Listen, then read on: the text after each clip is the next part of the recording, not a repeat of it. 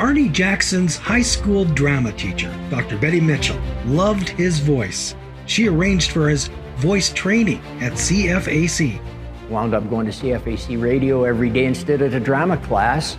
That's how I got started in the business, and of course, caught the bug once I was doing the all-night show.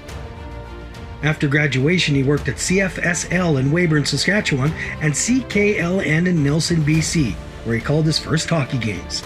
By 1968, he was back in Calgary, contributing reports for the Calgary Stampeder games, before moving back to CFAC, announcing road games for the Calgary Centennials.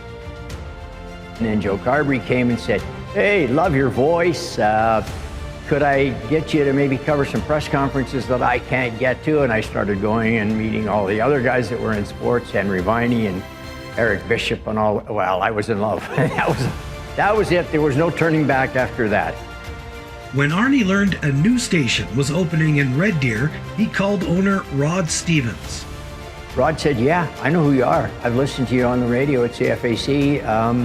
I'd be really interested in having you come if you want to come and move up here and be our original sports director." And that's where I started doing play-by-play at chuck wagon races, was at the Ponoka Stampede. My very first ones, Rod decided we would carry the wagons live each and every evening from the Ponoka Stampede. Arnie enjoyed his time in central Alberta, but before long, Calgary called him back. Joe had kept in touch with me all the time, and he said, "Arnie, Scotty's bringing the team here. I can't travel. Would you consider moving back from Red Deer and do the play-by-play of the road games?" So I went and got my Class 2 license so I could help Bearcat Murray drive the bus and be the play-by-play guy. And we shared bus driving duties, and fun time. You learn way more listening to them on the bus when you're talking to them and the mic's not on than you ever do in an interview, post, or pre-game. Arnie covered hockey and other sports, but he became one of Canada's most prominent and trusted reporters covering rodeo and chuck wagon racing.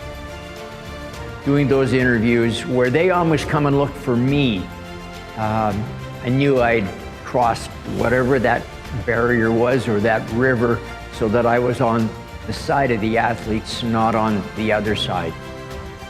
It's been my pleasure to be the Canadian agriculture sports guy for a number of decades, well, since the 70s, particularly in rodeo and chuck wagon racing, and even in show jumping. When Ron Southern started Spruce Meadows, there wasn't a lot of media coverage for it because show jumping was an Eastern sport. I got welcomed into that family as well, and I fell in love with the people. When Calgary was awarded the 1988 Olympics, Arnie Jackson wanted to get involved, so he went to work. Found a radio station, CKO, which was an old FM news network. They were interested. I brought them back out to Canada Olympic Park, and we met with Dave King, and he said, "Get her done." So I would say, even to this day, the biggest thrill in my sporting career was to be the voice of Canada's national hockey team, the 88 Winter Olympics. Really special. I've been part of the whole sports family, whether it was rodeo or chuck wagon racing or whatever it was, hockey, curling. It was fun, riding on the bus with the guys and going to practice in the morning and watching them and knowing every one of them by their first names. And I look back and say, wow, I couldn't have written a game plan for my life and had it work out better. When I'd finish up the sports, I would just have this cute little saying at the very end.